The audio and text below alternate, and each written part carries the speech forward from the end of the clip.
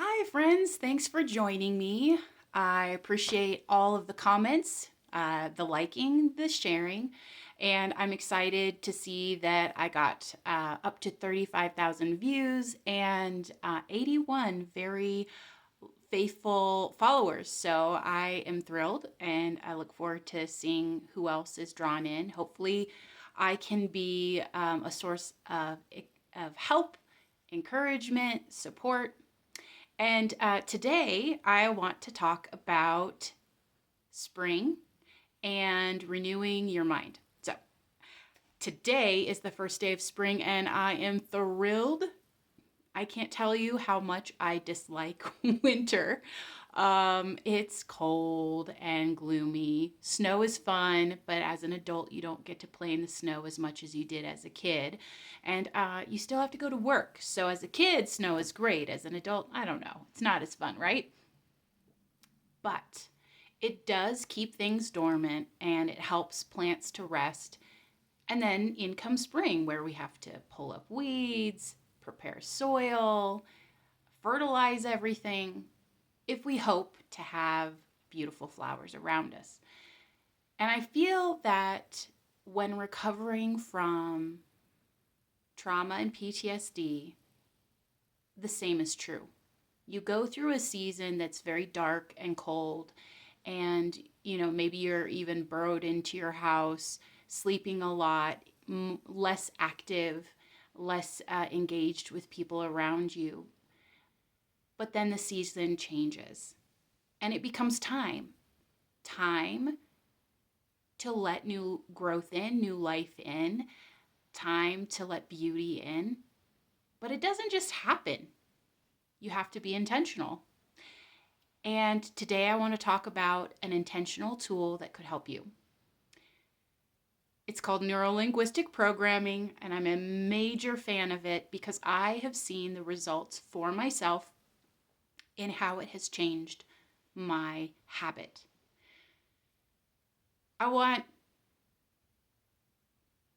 This feels cruel and unusual punishment, but if I start this song that never ends, that goes on, my friends, what's going on in your head?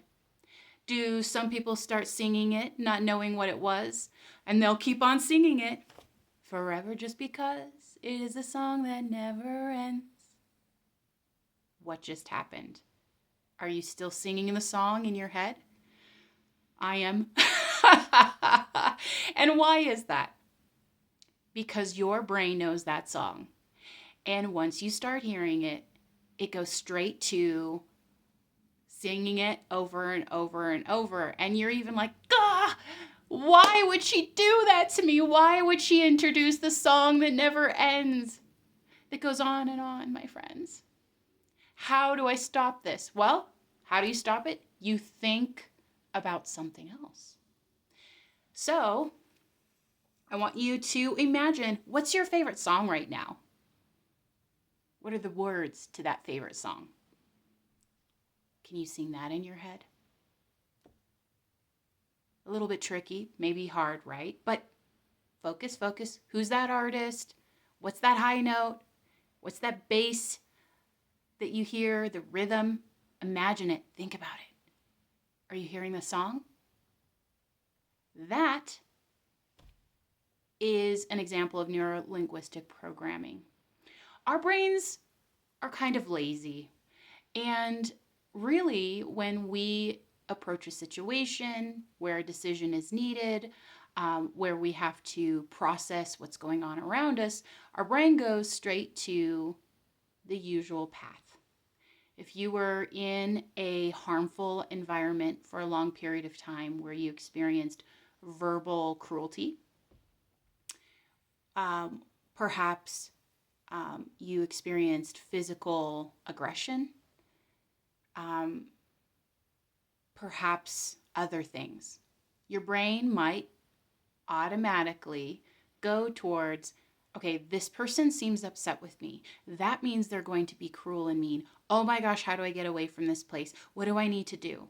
Instead of, oh, they seem upset. Could we have a conversation? Am I going to be able to talk to them? Your brain will go to what it is most familiar with. And unfortunately, it might be the song that never ends. So you have to create a new path. And the way that you do that, I want you to imagine there's a field of grass and it needs some tromping down. You need to create a path. You want to get from here to there. But there's all this, there's no path. And your brain is like, I can't go there. We've never gone there before. So let's just say your whole life. Maybe you're like me. When I was younger, I'm youngest, and I was a tag along and struggled to fit in and keep up with my siblings, and they weren't always keen on having me bother them, and that's fair. What it taught me to believe is that I would never belong. This was not going to be a part of my story, fitting in.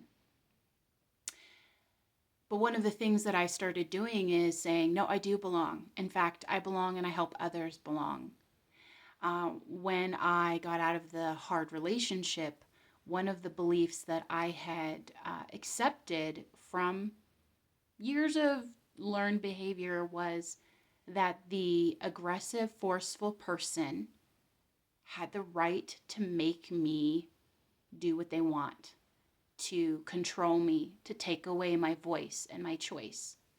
So the first thing I remember doing, I'm going to pull up a little toy. This is a heating printer, and it has an app on it. I can design things that I want to remember. I can print it out and make labels. So I'll make a statement that I am going to say for 30 days, and I design it because then it feels special to me. Print it out, have it on my cell phone, take a picture of it, and every day I have an alarm that goes off, say at 12. That's usually when I would do it. And I stop and I think about this true thing. And here's the true thing that I came upon. I have the right to end abuse. So I would think about it. I would stop and I would be like, what does that look like? How would that feel if I used my authority to say, no, you can't do that. No, I don't want that. No, I don't like that. No, I don't enjoy you. So we're not going to be friends. I thought about it for 30 days.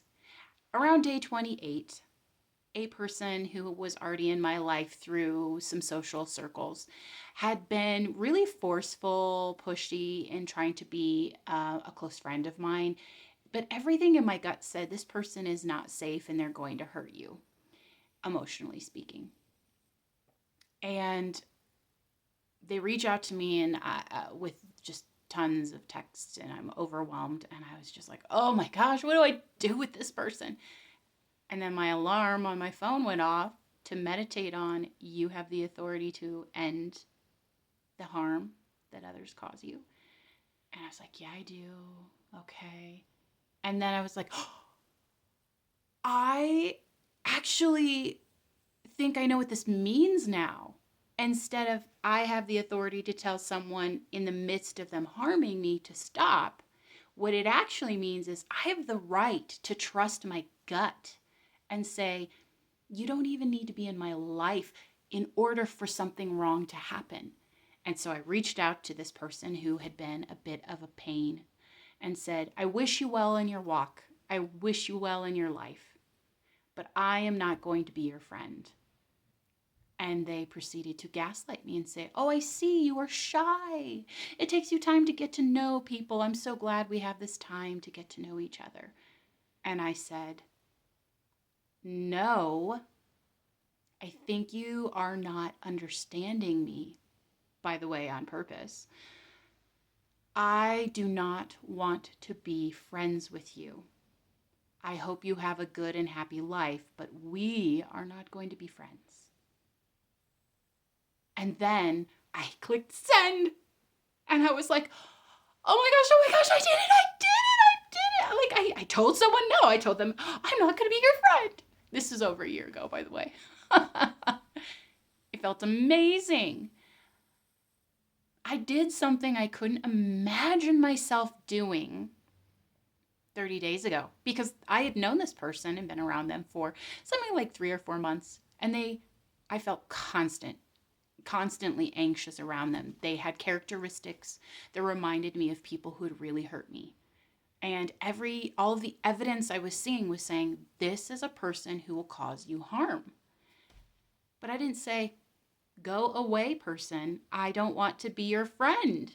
Why did I do that, my goodness? Oh gosh.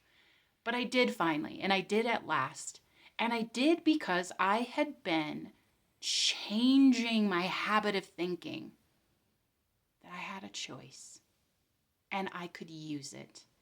And it was good for me to use it. So, have you thought about something, a perspective that you often can't seem to break? I'll never be good enough, you say to yourself. I'll always fail. I'm going to be alone forever. I wasn't worth a better person anyways. What is that thing that comes up lying to you? If you're a person of faith, I hope you'll pray and ask God, what else could be true, God? What's the opposite of this thing that I've been living my whole life? What's the true thing I should believe? Write it down on a card. Get a song that reminds you of that truth. Spray perfume on you each day saying, I am worthy of being loved. I deserve safe and supportive friendship. I'm likable. Work on that neuro-linguistic programming. Give yourself a minimum of 30 days doing it at the same time. This is key. At the same time every day, take 1 to 3 minutes to really think on the thing you are trying to remember. And then let me know where you're at 30 days from now. I would love your comments. Did it work? I can tell you it's worked in so many things in my life to retrain my habit of thinking. And there's a scripture in Romans that says that we don't want to conform to the ways of the world, but we want to be transformed by the renewing of our minds. And in Psalm 1, it says that meditating on God's law day and night, we find a good life. We have the power to change the way we think, especially if we focus on good and true things. Be empowered. Happy spring. Pull out those weeds, prep that soil. Your brain wants to think differently, but you have to put in the work to do it. And I guarantee you, if you do the work, your brain is going to thank you and your life is going to flourish. Thanks for joining me, my friends. I wish you a beautiful and happy spring full of fresh life around you. It's time to let winter be over and embrace spring and the work that comes with it and the beauty that is the result of the work. I'll talk to you soon.